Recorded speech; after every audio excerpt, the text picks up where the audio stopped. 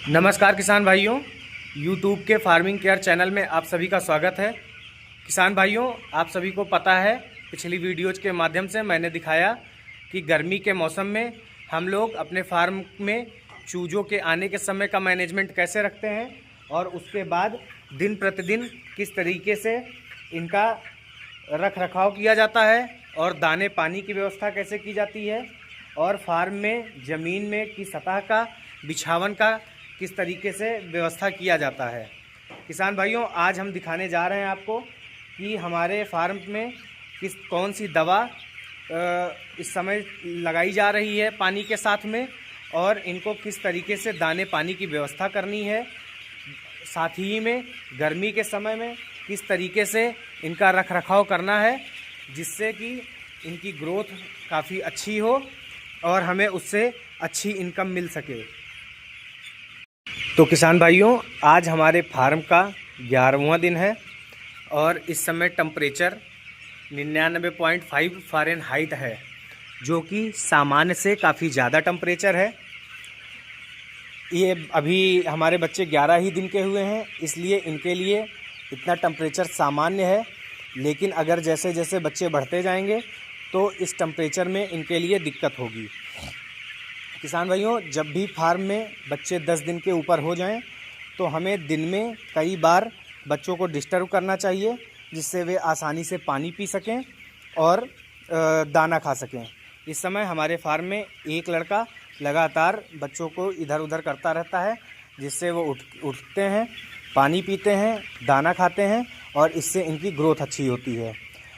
किसान भाइयों, आप लोग को ये भी जानकारी होना बहुत ज़रूरी है कि बच्चों को बीच बीच में कौन कौन सी दवाएं देती रहनी चाहिए। तो कुछ दवाएं विशेष होती हैं जैसे जो इनके वायरल और अन्य घातक बीमारियों में काम आती हैं। साथ ही में कुछ सामान्यतः दवाएं होती हैं जिन्हें अक्सर हम लोग कभी भी दे सकते हैं। किसान भाइयों, जब हमारे फार्म पे बच्चे लगभग 10 दिन के हो जाते हैं तो पानी कम पीने की वजह से या जो है थोड़ी बहुत गंदगी की वजह से इनके किडनी में स्वेलिंग आ जाती है, उसमें दिक्कत आ जाती है।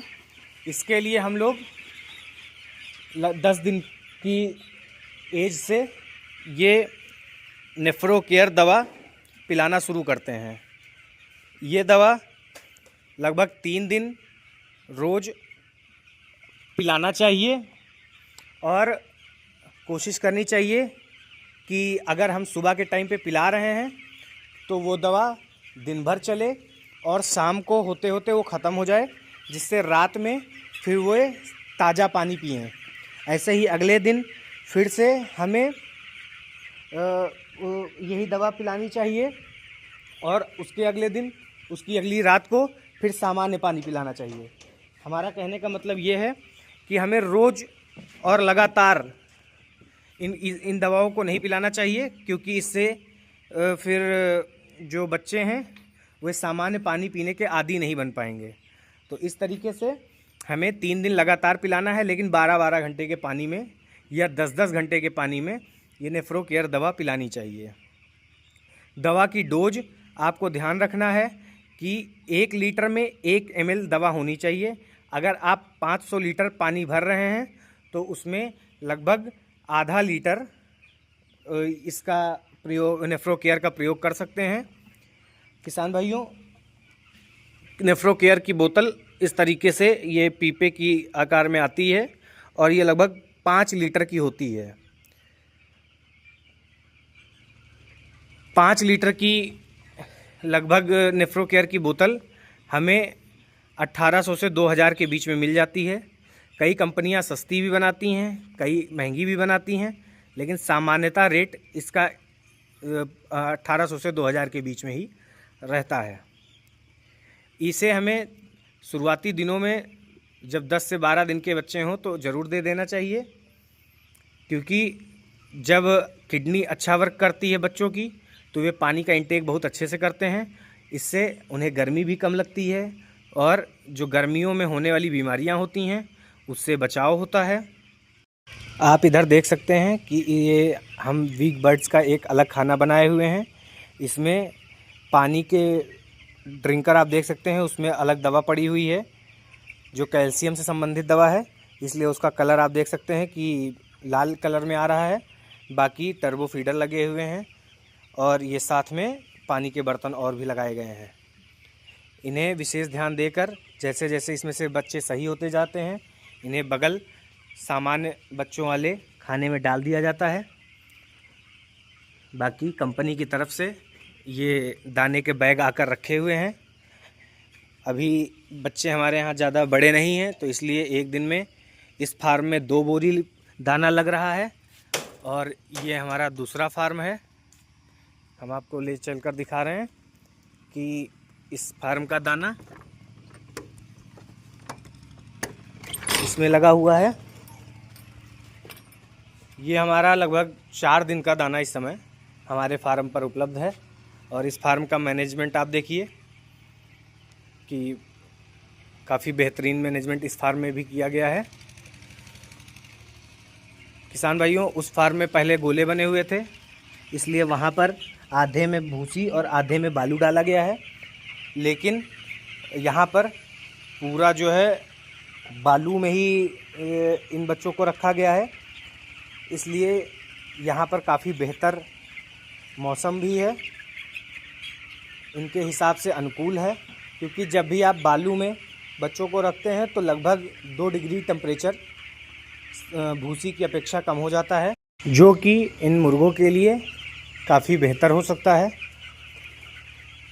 और आपको सबसे ज़्यादा ध्यान देने की ज़रूरत ये रखनी है कि जो साइड में पर्दे लगे हुए हैं उन पर्दों को नीचे कर लेना चाहिए। गर्मी के मौसम में हवा का वेंटिलेशन बहुत अच्छा हो, जिस तरफ से हवा चल रही हो उस तरफ से हवा दूसरी तरफ निकल ज़रूर जाए, इसलिए पर्दों को काफ़ी नीचे ही रखना चाहिए। अभी हम लोगों को पर्दे एकदम नीचे करने की ज़रूरत नहीं है, नीचे से 1 फीट ऊंचा रहे तब बेहतर रहता है। क्योंकि जो बच्चे होते हैं इनमें अगर हल्का भी धूल वगैरह, बाहरी धूल या बाहरी धुआं या डायरेक्ट हवा लगती है तो इससे इनके अंदर जुखाम होने का खतरा रहता है और साथ ही में CRD जैसी बीमारियां आने के चांसेस बढ़ जाते हैं। तो इसलिए हमें पर्दों पर विशेष ध्यान रखना है गर्मी के मौसम में कि अंदर वेंटिलेशन भी बना रहे और डायरेक्ट हवा लगभग 15 दिन के बच्चों तक इनमें ना लगे। इस तरीके से आप देख सकते हैं कि हमारा वो दूसरा वाला फार्म काफ़ी बेहतरीन चल रहा है और इस फार्म में भी व्यवस्था पूरी कंप्लीट अच्छी चल रही है। अभी इस फार्म में लगभग 60% ही जगह को बढ़ाया गया है, आगे के हिस्से को अभी लगभग 4-5 दिन बाद बढ़ाया जाएगा। क्योंकि अभी बच्चों की सघनता बहुत ज़्यादा नहीं है, इसमें ये आसानी से सर्वाइव कर ले जा रहे हैं। इस फार्म में भी अलग से जो वीक बर्ड्स हैं उनकी व्यवस्था की गई है कि जो भी बीमार हैं या इनमें जो भी कमी है उनको विशेष ध्यान रखकर इनकी तैयारी की जा सके। किसान भाइयों, बगल ही आप मेरा गोट फार्मिंग वाला भी सेट देख सकते हैं, उसमें लगातार फैब्रिकेशन का काम चल रहा है और जल्द ही उसमें भी बच्चे आ जाएंगे। तो इस तरीके से हमारा मुर्गी पालन का काम लगातार जारी है और आगे आने वाले समय में हम लोग बकरी पालन का भी काम करेंगे।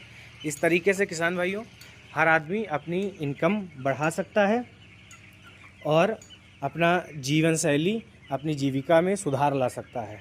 आप सभी को भी ज़रूरत है कि आप लोग अगर किसान खेती ही कर रहे हैं तो आपको लाइव स्टॉक से जुड़ना चाहिए और सरकार द्वारा चल रही कई योजनाएं जैसे नेशनल लाइव स्टॉक मिशन या पशु धारा योजना या अन्य जितनी भी कुक्कुट पालन योजना, इनसे संबंधित जो भी योजनाएं चल रही हैं उनका लाभ लीजिए और अपनी जीविका को बढ़ाइए।